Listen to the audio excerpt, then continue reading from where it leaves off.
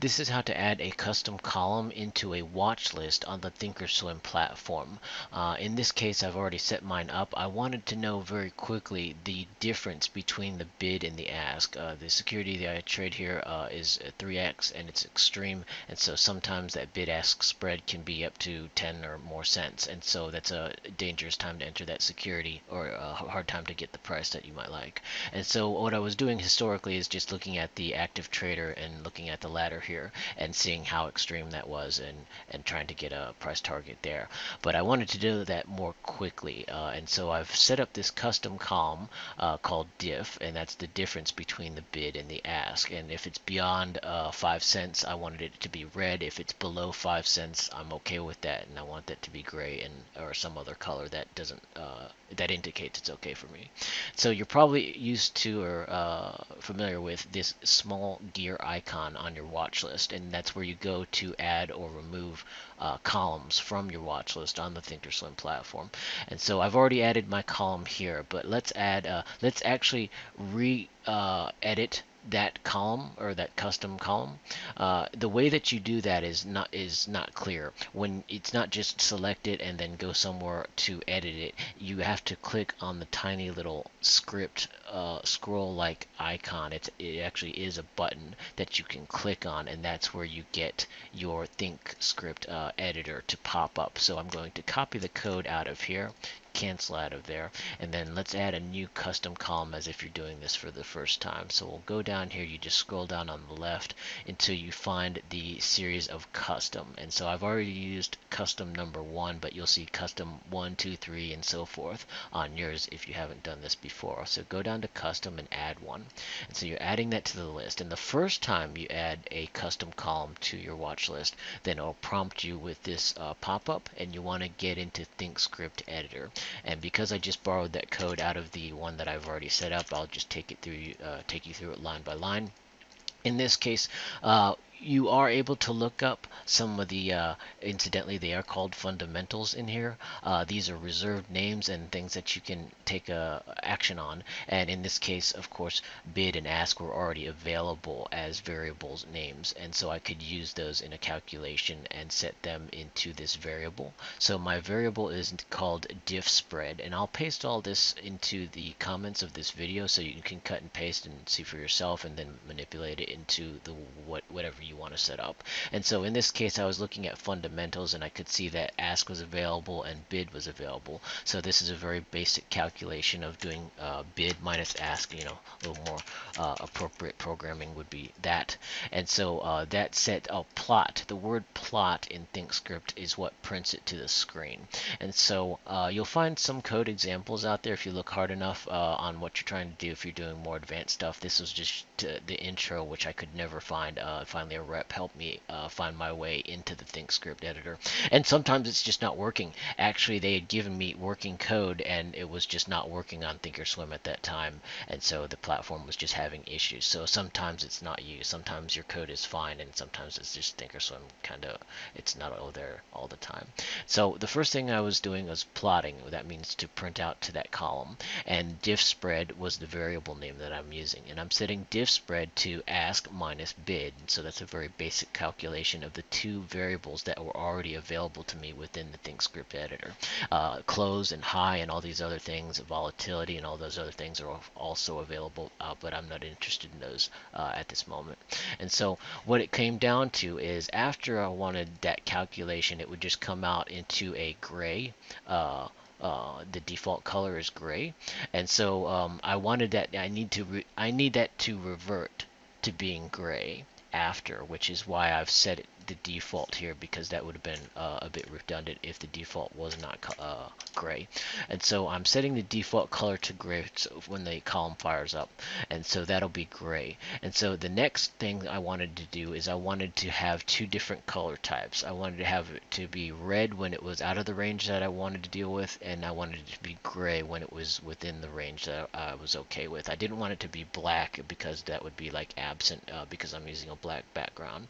So the next thing I would do is I'm assigning here to that variable, I'm assigning a define color, and this is a function, and so you're defining a color and you're giving the color a name. Okay, so I've set the name of the color to above.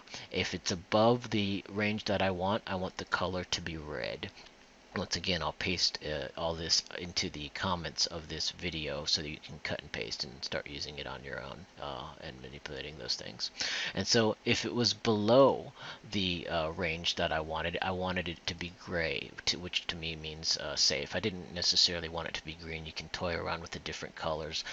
They are named colors. It's not like programming world with hexadecimal or whatever that is, or other things. It's just named. The colors are names, and I can't, so far I haven't even found a list of color names. Also over here you have different sections of code that you can look up, declarations and things like that, and also online there is the Thinkscript help section. If you click that button, you'll come over here to their online section where you can look up in more detail, but so far I didn't have much luck in there, to be honest.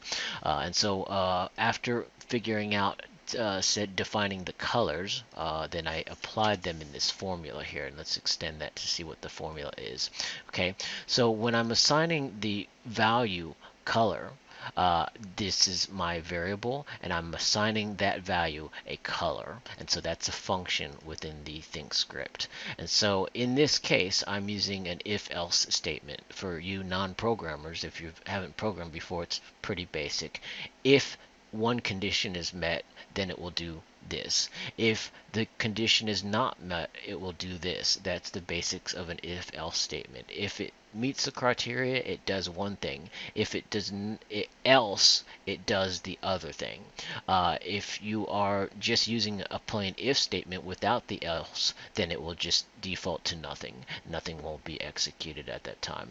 And so in this case, I'm assigning the above to red and below to gray. And so within this if else statement, I'm telling it if the range of the bid ask spread, which is DiffSpread, is less than 6 cents, meaning 5 cents or lower, then it will set the DiffSpread color to below, and that was defined up here. Below is defined as a color there, and so it will make the color the below color in that case. So else, if that condition is not met, meaning that the diff spread is greater or than if diff spread is greater than 0.06, then it will go to the else statement and assign the above color, which is red. And so if the condition is met, then it is below, else it is above, and then it is red. And so I can apply that and just say diff2.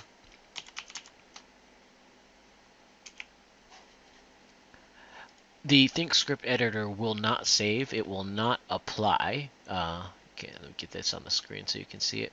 It will not apply if your code is not correct. And so that's one of the, it has a minimal IntelliSense in here for you. If I do something wrong, such as a bracket here, or something that's not proper, then it'll show you that in red, and then it will eliminate or nullify the apply column. And so when your code is straight, and then we've had cases in which this script was fine, but the column just didn't work, and that was actually a ThinkOrSwim problem. And so when you do have working code in here, go ahead and click apply, and then OK, and then you'll have diff2 appear automatically on your watch list, and you can remove or add that just like a regular column in the future. But to go in and re-edit it, as I'm sure you will, once again click on that scroll icon, and then you can continue to tweak out your code, OK or cancel depending on what you've done there.